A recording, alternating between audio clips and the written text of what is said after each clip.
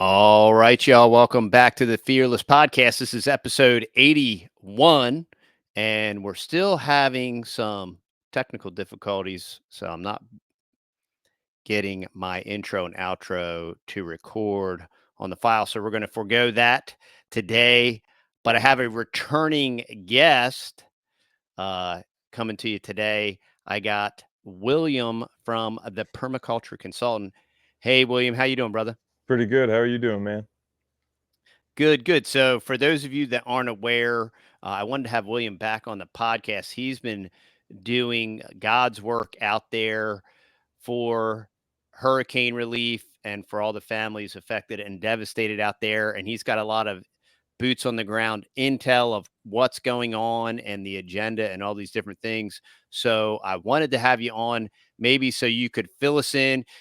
One major thing that I think is very important is to keep this in the forefront of our minds because after these massively tragic events, once a week or two goes by, or there's the next shiny object or whatever, the distraction is, all of these people that have suffered greatly, it just kind of becomes an afterthought. So, one, I thought we could discuss this to keep this fresh in everybody's mind. We could learn how we can help in different things. And then also learn from somebody that's been there and that is actively working there along with your dad. I'm going to have your dad on this week as well to talk about the remediation strategies that are being implemented, because that's important too with all these Yeah. other explosions and chemicals flying hmm everywhere. These remediation strategies are good to know because we're all going to be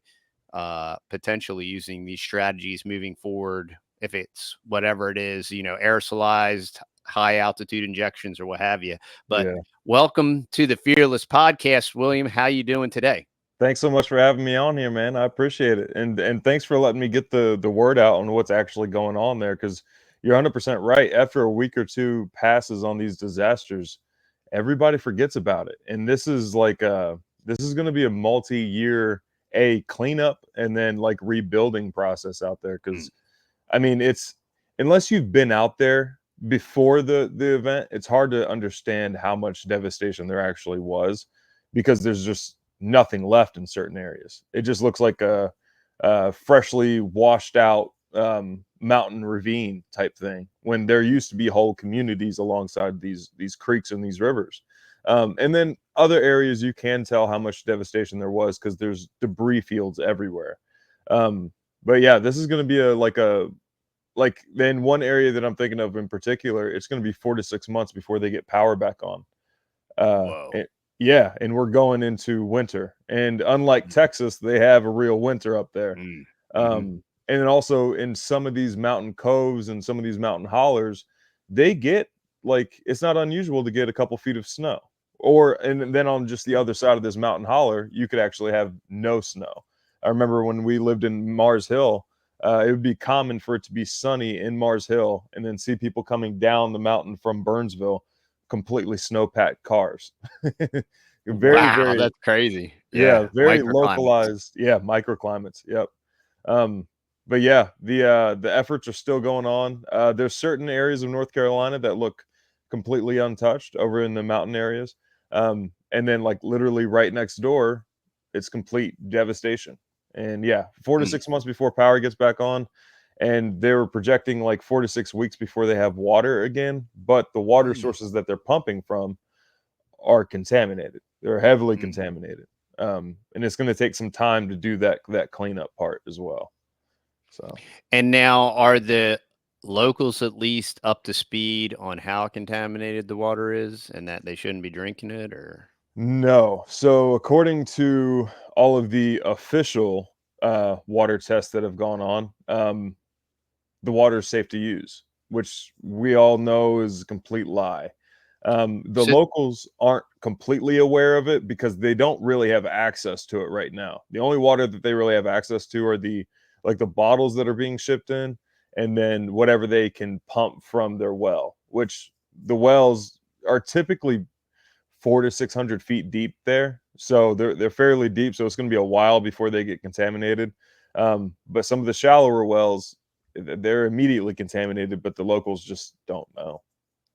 This kind of reminds me of like after 9/11 and Christy Todd Whitman's like, no, everything's great. There's not like cancer causing agents in the air.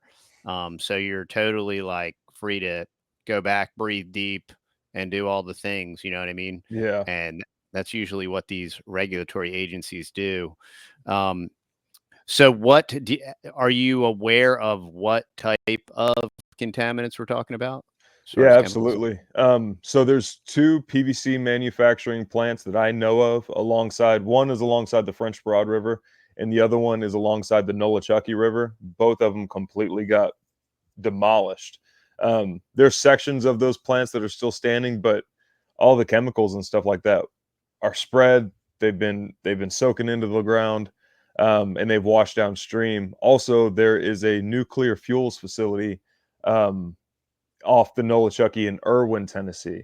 So they did an official leak test to see if anything got out, and they said nothing got out. But everywhere that people test for radiation, they are finding basically. And what's odd is that locations upstream from that nuclear fuels facility are testing positive for radiation as well. It's like cesium 238 or something like that. I can't remember the exact number, but the way it was relayed to me was that this was like bomb grade uh, cesium material. And then So also barrels from Oak Ridge are washing up, which it's not possible for them to have washed directly from Oak Ridge. So that begs the question, like, okay, are there depository or deposit spots somewhere around here in these mountains? never So let a good crisis go to waste. Like, hey, I know where we can offload a bunch of nuclear waste. yeah, or there's that. There's even that option. I didn't even think of that. Like, hey, let's hurry up and drop Yeah. these. Let's- So yeah, is this nuclear waste, or was this just from a nuclear facility? I'm not as far as the Oak Ridge barrels, I'm not sure if they were nuclear waste or I mean, it could be like dog man limbs or something like that, man. I'm not sure what's in those barrels. But what's odd, what stands out is that they're testing upstream of these nuclear fuels facilities, and they're getting radioactive hits. So uh, it's odd. Now, personally, the places that I had my little Geiger counter out there, the places that I tested personally, I never came up like with anything that was like outside of like normal range, but I also wasn't testing close to those radioactive spots because a lot of the work that Tennessee Department of Transportation and the work that North Carolina Department of Transportation are doing, the ones that they're actually doing, is working by those kind of areas, clear fuels facility locations, and also the PVC manufacturing locations. Also, something that stands out is that that area of North Carolina and Tennessee does not have a large illegal immigrant population, but they shipped them in to get this work done. They shipped in because those are the only guys that are working down in the contamination are illegal immigrants, a population that you don't notice if they disappear, and the locals aren't going to be asking questions if Jose over here dies. So that's one thing that stood out is like, okay, I knew this area before. There wasn't a large illegal immigrant population, especially in the Department of Transportation, but all of a sudden everybody who's working in these contaminated areas around the creeks and the rivers, those are the ones like they don't speak a lick of English. I tried because I was like, hey man, I'm trying to run some materials to these people. They're kind of in a hurry. Can you let me by? And then he just like shook his head like, I don't know what you just said, dude. Wow. Yeah. So Yeah, and that's convenient if you're just using disposable, mhm, unfortunately, disposable people that aren't on any type of records or anything. yeah. Nobody's going to ask any questions if they get like turbo cancer or drop dead or disappear. Mhm, Um, so you've been out there several times now, spent several weeks out there. yeah. Um, what did you initially observe right after the aftermath? So I mean, there's quite a few things that stood out. The first thing that stood out was it's odd, but the first thing that a lot of these locals fixed up was their Trump signs. That was the first thing that a lot of Wow. them put back up was their Trump signs. And I was Wow. like, all Priorities. right. Yeah, exactly. But the first thing I noticed is that the government was not out there in any capacity for the most part. They were in the cities, like FEMA was in the cities, but they were not in the rural areas that largely got hit more than the cities did. Um, the I also noticed that the Tennessee side seemed to be more like the government seemed to be more on the ball than the North Carolina side did. Tennessee, you would see like the Department of Transportation trying to rebuild things on the Tennessee side. On the North Carolina side, it was 100% the locals. And that's mainly what stood out the most when I first got there was like, wow, these locals have gotten together and they've teamed up and they're working together. Had this happened in another location, like there's a guy that moved to Burnsville from Philly, and he and I were both talking like, hey man, if this had happened in Philly, think people would not be working together like that. But a lot of these hollers and stuff, they live in such close proximity, surrounded by basically a wall of mountains. Everybody kind of knows each other. So there wasn't none of that rioting. There was none of the looting. The only looting that was going on was from migrant workers on some of these farms. They were the only ones doing the looting. Um, but yeah, one thing that really stuck out was that the government was not there to help these people, still not there to help these people, and it's 100%. The relief effort is 100% being done by the locals there, private corporation, not corporations, but private oh, what's it called? Like charity NGO. organization, Yeah. yeah, Yeah. NGOs. Mhm. Those people are going out there and helping, and then just like random volunteers. That's who's keeping these people in contact with the outside world, rebuilding roads for them, and providing them with their day-to-day needs. That's what's going on. Another thing that stuck out was that the government couldn't mobilize anything to bring in any kind of, you know, food, water, fuel, anything like that. But what they did put up overnight were vaccination tents Mm. immediately everywhere. You could get a vaccine for whatever you needed or whatever you wanted to almost overnight. And a lot of these locals ran those people out. Wow. It's Yeah. like polio vaccines? I mean, what kind of vaccines were they offering? Yeah. Polio, flu, measles, what else? COVID jab, all that type of stuff. You could get it was like a full blown vaccination setup. Like you could get It's like vaccinated. Gaza.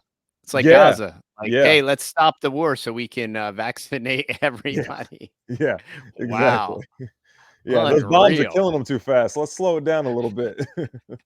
Yeah, there's some serious irony going on. Mhm. That's amazing too, that with all the devastation and, the inability to move around, they could still drop these, mobile units, these mobile vaccination units. Yeah. Um, that's some that's some crazy stuff, man. The only thing that FEMA really did for these rural communities was, and this is I'm thinking of 3 different communities whenever I say this, is that they would drop off 2 inflatable tents and a case of water, and that case of water, the locals never touched. Like, and they also dropped it off in a weird area. They dropped it off, like, out in the middle of a field and then just left. That's the only thing FEMA did. But whenever FEMA would drop off something like that at a donation, point, like a supply point, they would then claim that supply point is theirs. So Sure. whenever me and these 2 other guys were doing like some recon on this disaster relief center in Jonesboro, Tennessee, we went over there to see what resources was available to the locals, and we met up with the FEMA people that were there. 4 DEI hires, 3 of them couldn't look up from their smartphones whenever we came over to come talk to them, and Mm. they gave us a list of their top donation spots in North Carolina. Number 1 on the list was 104 Cherry Grove, which was Grindstone Ministries location. And FEMA had Wow. no kind of ties with that place. They didn't even drop off the inflatable tents or a case of water. They just claimed it as their number 1 supply point in Tennessee and North Carolina. Yeah. And then Unbelievable. Just also co-opting everything. Yeah. yeah, exactly. And then taking claim for whatever is being done by private citizens. And then Mm, also, I was asking one of the people there, I was like, "Hey, this location in Tennessee is closer than the Asheville location." There's only one FEMA disaster relief place in North Carolina. It's in Asheville. Even though North Carolina was hit harder than Tennessee. And I asked him, I was like, "Hey, some of these people are going to be passing Jonesboro, Tennessee on the way to Asheville because the old route is blocked off. Can they just stop here instead of going to Asheville? Because Jonesboro is about an hour now. Asheville is about a 3.5 hour trip one way. And mm, these people don't really have vehicles anymore." And he didn't know the answer. So he got on the phone with his boss, called his boss up, and then let me know later that, hey, they could stop here, but it's going to be a lot of paperwork. So just send them on to the Asheville location. mhm. Yeah. Wow. Yeah. They're So, they're we're the government. We're here to help. yeah, yeah. So that's what's going on out there, man. And I know there's a lot of rumors about like militia and stuff like that. There was from 3 separate locations, from 3 separate people that do not have contact with each other. They all said it was the Cajun Army that came in. Now I'm aware of like the Cajun Navy and stuff, and I've Mhm. never really heard of the Cajun Army before, but no, but everybody who had an interaction with the so-called Cajun Army, they did not they weren't good reactions, and the locals largely ran them out pretty quickly. Now, I've also heard theories that that wasn't necessarily the Cajun Army, that it was a group of Sure. people acting like the Cajun They Army. they all had, like, Blackwater tattoos or something like Probably, yeah. Yeah, that. yeah, there was that one viral clip of this helicopter blowing down the supply point in Yes. Burnsville. Yep. That supposedly, according to the locals, that was Cajun Army as retaliation for being kicked out of the area. Also, the claim was made that the 82nd Airborne and the 101st got pulled out because of militia activity, but the militia came and got kicked out before the 82nd or the 101st ever showed up. Yeah, So, and how does the Cajun Army get a military-issued aircraft? it's a good point. I don't Yeah, know. that'd be interesting. That would be pretty easy to verify or whatever. Yeah, Um, yeah. I do know And that Blackwater has military-issued aircraft. yep, yep. Yeah, they do. Um, but yeah, man, there's a lot of sketchy stuff going on out there. Um, like, yeah, the government is not helping at all. A lot of these houses are condemned. They've been condemned by the government, but the government has not told the locals that. So a lot of Mm, these people are sinking what resources they have left back into rebuilding their homes, but they're going to get bulldozed here in a couple months. Like, wow. yeah, it's horrible. There's people who like the cadaver dogs that were out there initially, they're dying. Um, Mm, I think like there was one group, like 4 of the 9 dogs had died. Last time I heard, and like the rest were in the process of dying. There's people who are doing these muck outs in the houses. Their black boots are coming out green. Um, yeah, there's people that are coming to do the muck outs, like Samaritan's Purse. There were a lot of people from Samaritan's Purse that showed up that were doing some of the really nitty gritty muck outs and stuff. And there were people that would show up one day and then wouldn't come back the next day because they were sick. mm. Um, Even myself, I came away with some like kidney and liver issues. I'm going through a detox right now, so that's nothing like it's nothing irreversible, and we have the answer to it and stuff like that. Mhm.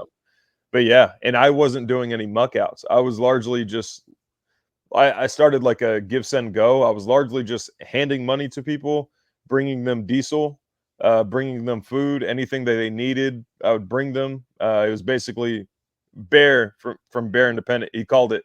We were what was it? Amazon for the hill people. So Awesome. That is yeah, Hey, do you think your exposure was airborne? You think it was something you breathed in? 100%. So there's a few Wow. different ways.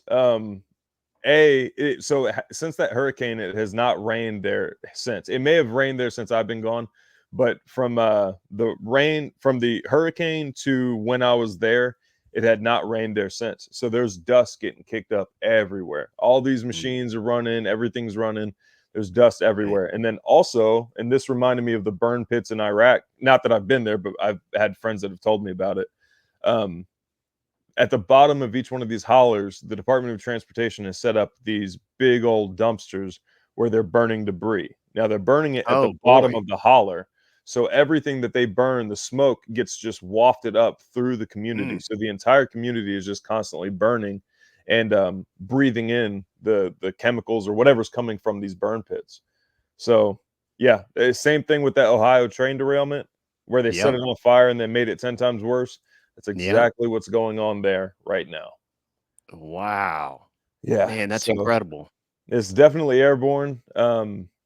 The dust by itself is bad enough, but then they're aerosolizing it, and through the burning, and it's making it 10 times worse. Stuff that wasn't necessarily clean or dirty in a natural state after it gets burned is now affecting everybody who's breathing that in. Mm. Um, yeah, man, it's not good. It's not what's going on out there by any means.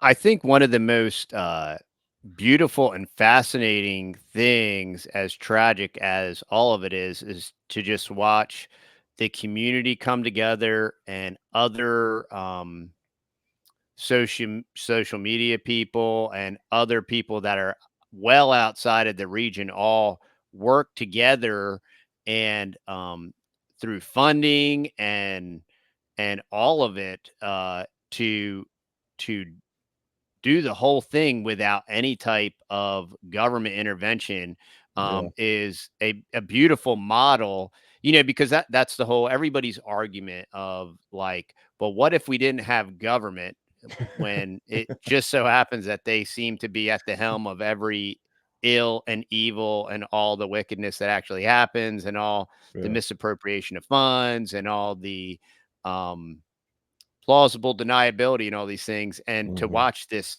massive tragedy happen and to watch the community come together, and then to watch all these different little local churches and all these just different factions of people all come together, work together.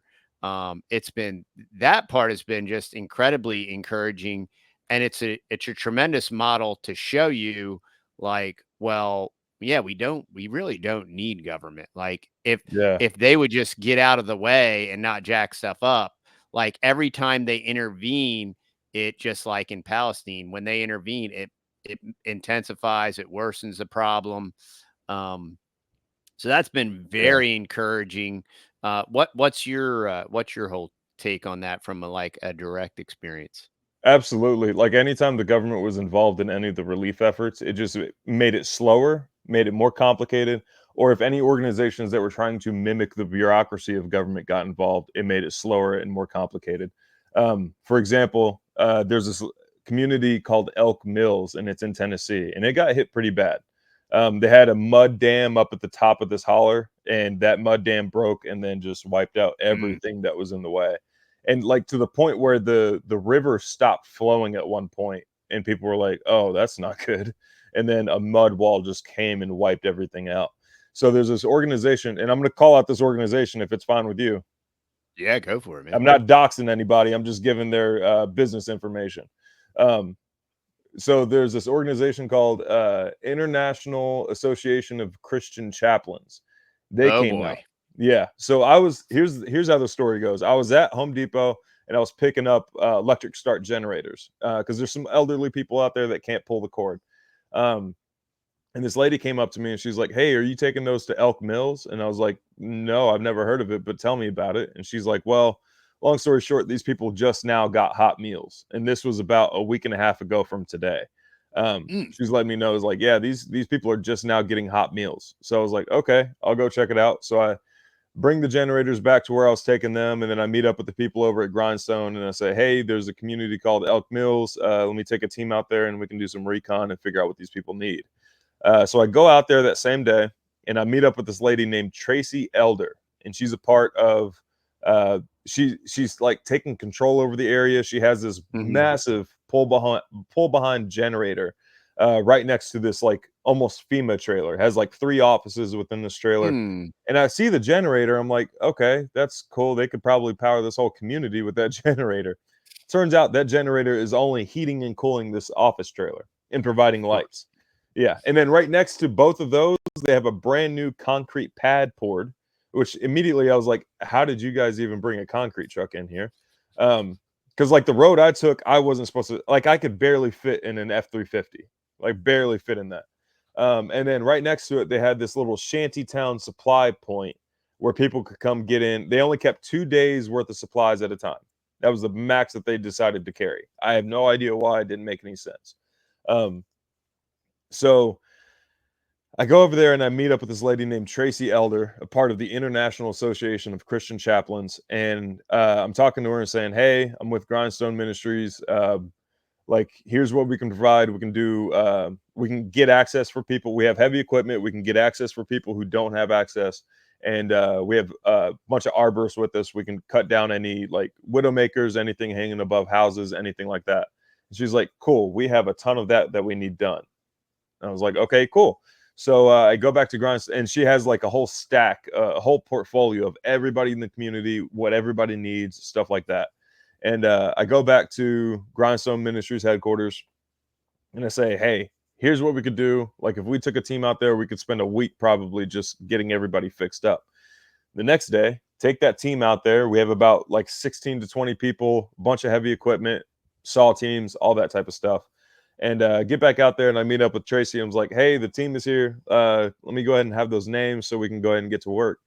And because it takes it, if it was just me driving by myself, it would take me an hour and a half to get there. But with every, like, all these pieces of equipment, it took us about 3.5 hours to get in, because they're like, they call them 2-lane roads, but they're just commonly traveled mountain paths that they happen to pave. So yeah, we had to, that was a whole ordeal. And I go up to her and ask her for the list, and she tells me, before you guys get started on anything, we need you to sign this waiver. And immediately I'm like, that's odd. Like, we already signed a waiver with Grindstone. Like, if you get hurt, you get fired before you get hurt, type thing. Right, right. Like, if you get hurt, it's not our fault. Yeah, if you fall, you're fired before you hit the ground. Yeah. Exactly. Yeah. So I bring this packet of waivers back to the guys, and I was like, hey, she wants us to sign this waiver. Something's telling me, like, don't give any real information on this waiver. And then, like, as I'm saying this, there's 3 guys that are just shaking their head no. Like, no, we're not signing it. So then we start looking at the waiver, and the last paragraph of the waiver is basically saying, like, you agree to do whatever rules, laws, mandates, anything like that that comes out by the IACC for the rest of your life, basically. And we start looking at that, and we're like, no, we're not signing this thing. And I should also say, before this, the day before, I warned everybody and was like, hey, this lady has a massive ego. Like, we're just going to have to, like, kind of deal with it so we can go ahead and help these people. As we decide none of us are signing this waiver, she comes over, starts clapping her hands like, all right, I need my waivers. I need my waivers. And I was like, well, we just decided we're not going to sign any of these waivers, but we're still going to help the people here. Like, the list of the recon list would be nice to have if you'd cooperate with us. And she just loses it. Like, she can't comprehend the fact that we won't sign these these waivers. She won't talk about anything else. She won't discuss anything else other than signing these waivers. And I'm like, you can't stop us from helping people. And like, you, as far as like lists of organizations in that area that have permission, Grindstone is way up here and you are barely allowed in, type thing. Like, Grindstone is on the same level as the Red Cross. Like, they can go to war zones if they wanted to. But so she goes whining back to her trailer. Side note, her husband is a cuck. If anybody were to yeah, talk to exactly. my wife the way I She's talk to married her, to a dude. yeah, kind of. He might be married to a dude. But if anybody were to talk to my wife the way I was talking to her in my present, like, if anybody's arguing with my wife in front of me, no, they're not anymore. Yeah, sure. Yeah, exactly. Anyway, yeah, that just stuck out to me. I'm like, this dude is just going to sit here quietly and be a chauffeur. Wow. But yeah, and I wasn't disrespectful to her. I was just very direct with her. Like, we're not signing these waivers, so you can stop talking now. Like, we're gonna get to work. So she goes back to the trailer, and then she calls the sheriff on us. And the sheriff comes over to us, meets us, and then like falls in love with us. She's from New Hampshire, and she's like, hey, you guys are cool. I don't understand half of y'all, but you guys are cool. And then she's like, "All right, let me see if I can work something out so you guys can get this recon list." So she goes back to Tracy and she's like, "Hey, these people are here to work. They're good guys. They're not here to do anything bad. Like, it'd be nice if you could get the recon list." And Tracy just keeps going off and off about us not signing these waivers. And then the sheriff goes to the state trooper that's over this little community, and he's like, "Yeah, they can totally be here. I know who they are. They're cool people. They can totally be here. She can't kick them out. She has no jurisdiction over this area." The sheriff comes back and tells us this and was like, "Hey, the lady cussed me out. I'm going to help you guys try to do some recon and all that type of stuff." So, as we're doing recon, the community was pretty wiped out. But as we're doing recon, we're also realizing that Tracy elder lady is way over exaggerating about how bad the disaster zone really is there. A lot of the people that needed help had already gotten help from the local community. Also, we find out that all of the volunteers that were coming in to help this area, the reason this area is so far delayed is because that Tracy elder lady keeps running people off with this stupid waiver that she wants people to sign. Like, nobody's wanting to sign this waiver. So, or deal with her ego. So we meet the unofficial mayor of the area. He owns the general store up at the top of the mountain, and he's been supplying everybody with everything. If they needed fuel, he got it. If he needed gas, he's got it. Anything, food, anything like that, he's got it. And his wife let us know that, yeah, the community's been trying to run her out since she showed up because everybody's tired of her being around and stopping the help from coming. So what they've been doing is letting the air out of all their tires. They've been siphoning off kerosene and diesel at night, and they've just been like basically looting the place, like That is awesome. trying to get this lady to leave, and she's not taking the hint. So we end up doing what we can. We end up tightening up the place in like a day, basically. And then we come back to headquarters, and Kyle, the guy who's in charge of Grindstone at that moment, um, he lets me know that Tracy was trying to bill to the government for our labor so that IACC could get a kickback from it. Mm. And I realized this later that the whole reason she's exaggerating about this whole area is because she has her own little fiefdom and she has her Yeah, own little minions that she has control over. So she's exaggerating about how bad it is, so it extends how long she's actually there. This to woman get poured funding. a Yeah. concrete pad. Like, she plans to be there for a minute. Yeah. Wild. So, yeah. Any government agencies or any agencies that are acting as if they are the government just end up slowing everything down and making things way more difficult. So we wasted like 1.5, almost 2 days, where we could be actually helping people that needed help, just dealing with stupid bureaucracy. Wow. Yeah. So in totality, how long were you out there altogether? Total maybe 3.5 weeks total, but it was Wow. split up at Okay. one point because I had to come back and get the truck worked on. And then I went back out there, had to pick up the wife and baby and stuff like that. But I think 3.5 weeks total is how long I was out there. And then I'm Okay. actually going to be going back out there here pretty soon. I wanted to wait out the election, see if anything happened during Sure. that and stuff like that. But I want to go back out there and get a greenhouse built for this particular community. It's going to be like 6 months before they get power. The greenhouse isn't to grow food; it's actually to speed up the drying process on this firewood. Um, Oh, okay. because all the firewood we split out there, like, you'd throw a maul at the wood and it would like splatter on you, like it was Yeah, just sure. saturated. So What type of greenhouse you planning on putting up out there? whatever company will work with me. Uh, eh, you should talk to Bootstrap Farmer in Paris. You know, Paris, Texas. yes. Okay, Yeah. okay, Yeah, I know those guys. They're really cool. okay, yeah, So maybe I can get you in contact with them, and because absolutely. you know, their their setup is, all DIY and it's Mm, relatively inexpensive. So, okay, yeah, cool. I can And get I you. I can have probably get funding, you. so we can, like, I don't know if they want to work out some sort of deal with me, but yeah, I'm sure they will. Yeah, okay, I'm sure they will. cool. And I'll shout Yeah, them out in a video too. great. Yeah, yeah. That sounds great. That's Yeah, awesome. that's What awesome. what size greenhouse you thinking about? I honestly don't know. I was gonna like kind of like, you're not gonna have one that's too big. The Sure. area where Right. I was going to put it up was going to be, it's a pretty large flat area. It's down by the river, but it's where all the firewood is right now. Um, Another note is that we rented a firewood machine, one of those ones that'll like chop the log, it'll split the log, and then it'll send it on the Yeah. conveyor belt, Yeah. which works with clean wood. But if the wood has been covered in silt and sand, it clogs up like crazy. So splitting it Wow. by hand was actually faster at one point. Wow.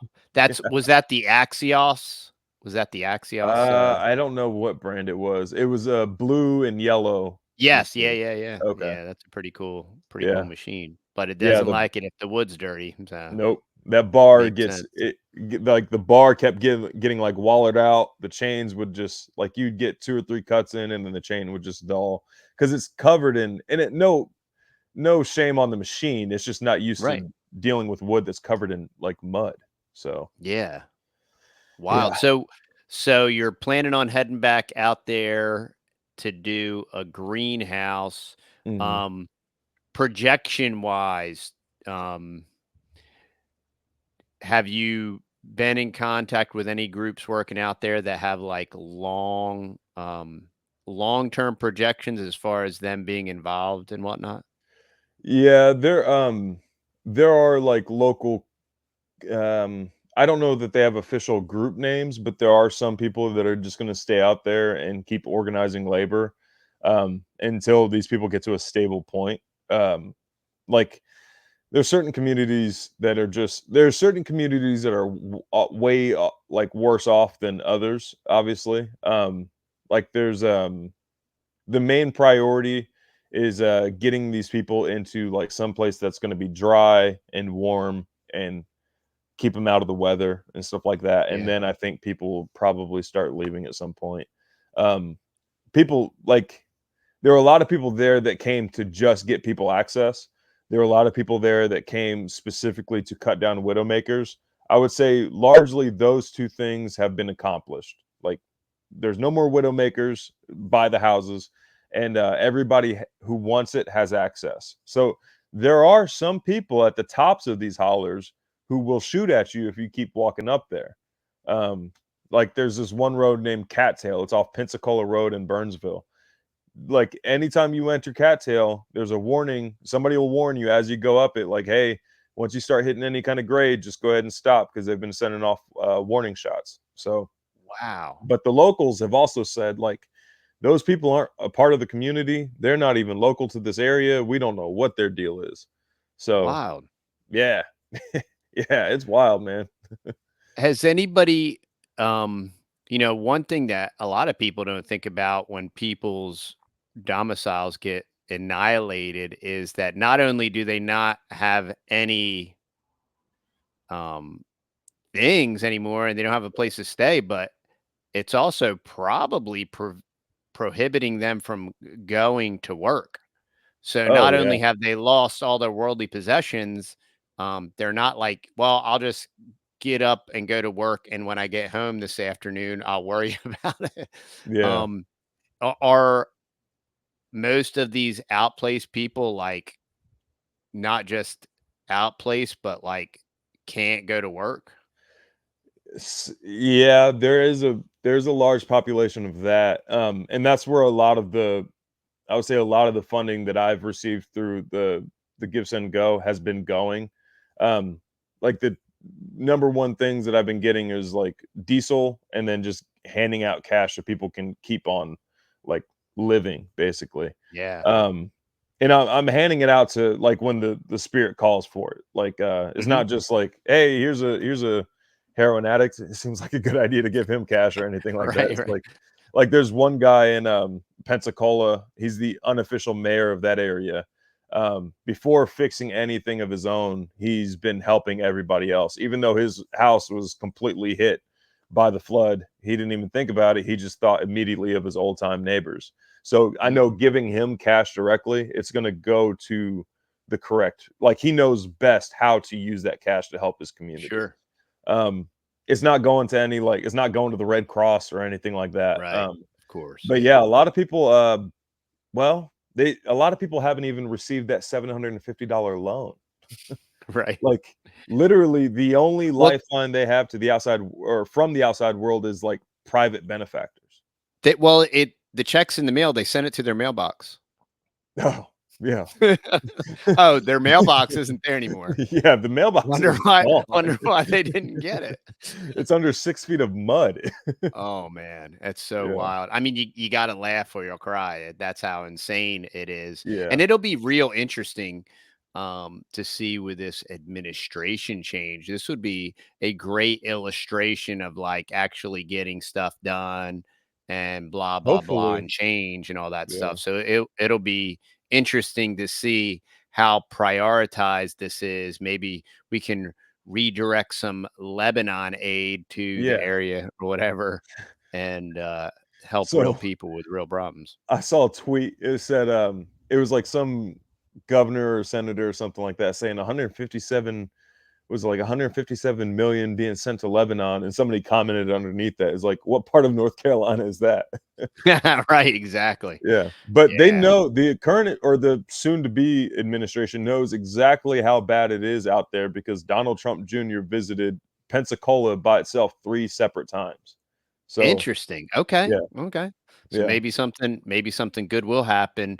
Um, did you now the areas of devastation were basically North Carolina, East Tennessee, and Georgia. Mm. Did you notice, local response when I say local response, like state response, did you notice any difference in state response between North Carolina, Tennessee, and Georgia? So I haven't been to the Georgia devastation at all. As far as I know, it was less affected than Tennessee and North Carolina, but there's a big difference between Tennessee and North Carolina. Tennessee, it looks like they're actually trying to help their people as much as possible. Um, like some of the supply points are being supplied by the government. Some of the supply points are like they're bringing in materials and stuff like that. There's at least, very least, a presence. Um, in North Carolina, it like you could get away with whatever you wanted to in some of these communities, and like there is no government presence in some of these rural communities.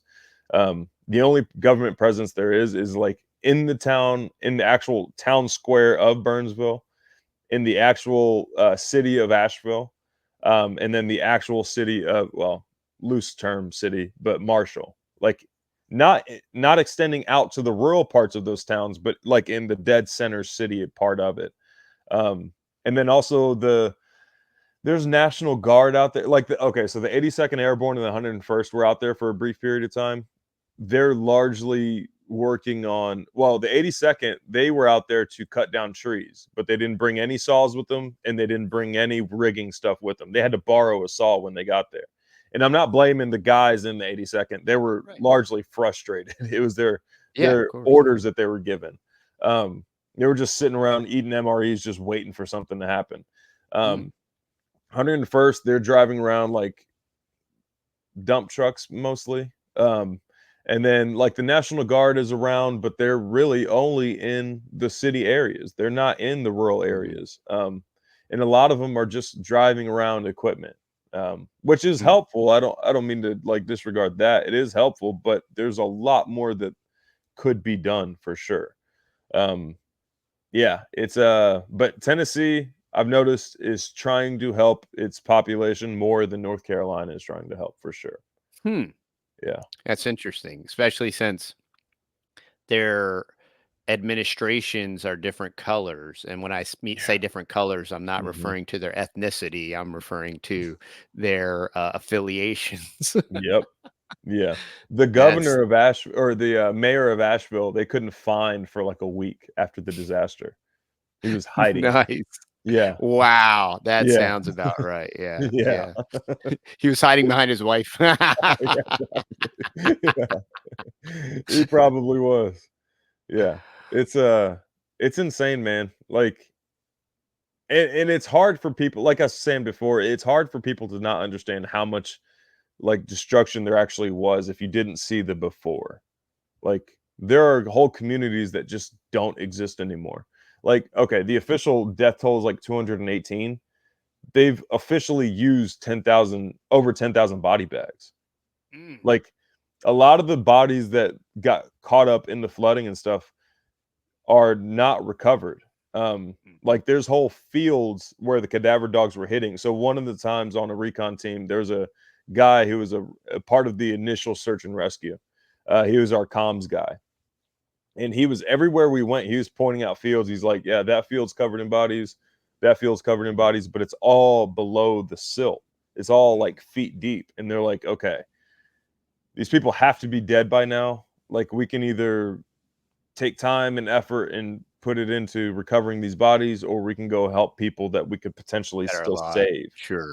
Yeah, Sure. but everywhere the Yeah. cadaver dogs went, there were hits like crazy. Like the dog Mm. wouldn't even. It got to a point where this one dog wouldn't even like go to a specific location. It would just sit. Like you'd let it out in a field and it would just sit, Everywhere. and you'd Mm. move it again and it would just sit. Not because the dog's broken or anything, but just because it's like everywhere.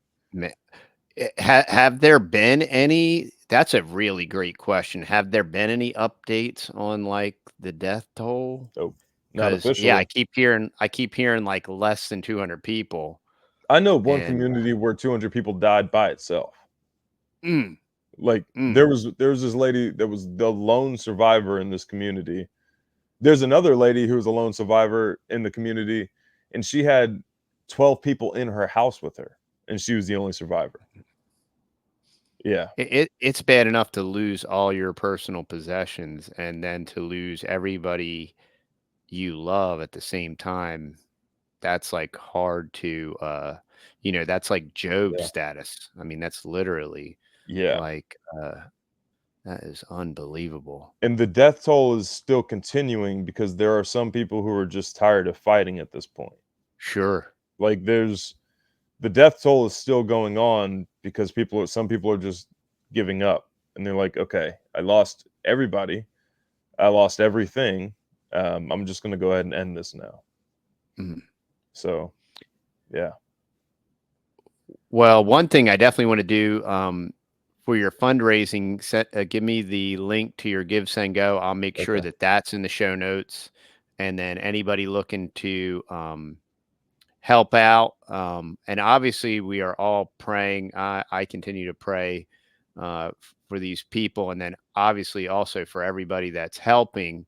Um, it's thank just you so much. very yeah, it's very inspiring, um, and encouraging, and and this is the stuff we talk a lot about parallel economy, parallel community, parallel society, and this is parallel community in action, Yeah, like, and it was spontaneous, unorganized, and everywhere the government intervened, it was just to bureaucratically waylay, stifle, hmm, disorient, confuse.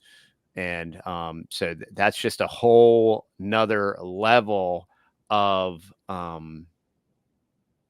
just crap that you shouldn't even have to deal with.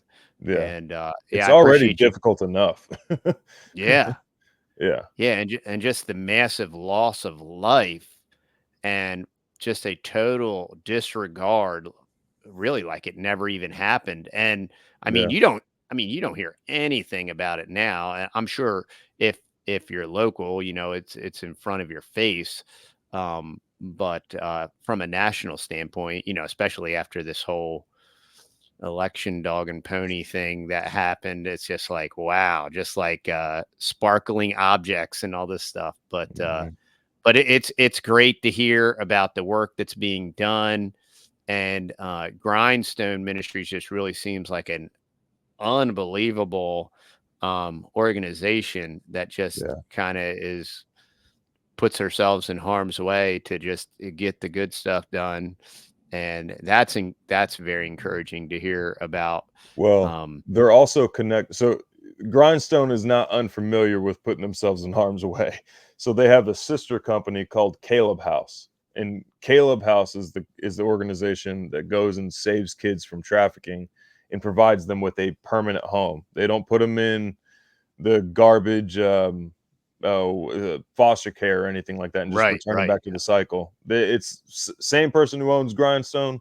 is the same person that owns Caleb House, and that's TJ from Bear Independent. Yeah, he's Wow, an that's awesome awesome. guy. Yeah. That's awesome. Are now on a personal note, and you don't have to comment, are you at least compensated? Because I mean, you got a wife and kids and you're doing, are you at least compensated so that way that you can afford to do this? So thankfully, my job is I do permaculture consultations and stuff like that. So pretty flexible as far as the schedule goes. Sure. But there have also been people that have like said, "Hey, this is specifically for you. Um, Awesome. this is so you can continue doing what it is you need to do." Um, Great. and also, I've like accepted the fact that I might have to get a job. Like, not that I don't have a job, but I might have to go get like a 9 to 5 after this for a little bit, and Sure. I'm Just to perfectly fine with that. recover. Sure. Yeah. Sure. Yeah, for sure. And I'm Well, perfectly fine with that. It's yeah, we're being taken care of for sure. Yeah. that's awesome. Well, that God does that, Yeah. God cares for his people. Yeah, he And does. yeah, man, I appreciate you taking the time. Um, in closing, is there anything else that you want to discuss or draw attention to, or anything in closing, William? So the main like as far as everybody's preparedness, like an actionable step they can take right now to get themselves prepared for any disaster event like this is that um, if these people did not have community, the death toll would be way higher. I would for sure put an emphasis on community as well as long distance communications as well. There was although there were also other communities that only got supplies and got help because they had a ham radio operator around with a generator.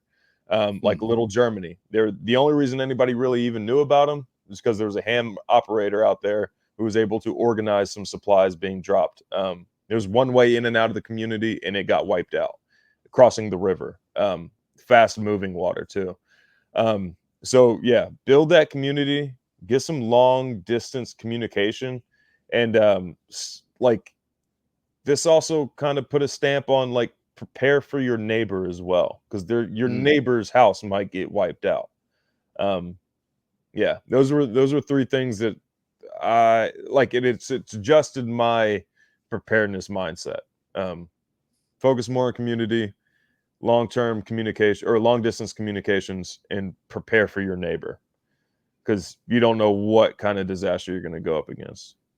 And we all kind of experience that, when you have an extended power outage or something, and it tests your preps. You're like, well, you know what? I really didn't have enough fuel that time. Nobody Um, did. Nobody yeah. had enough fuel. Yeah.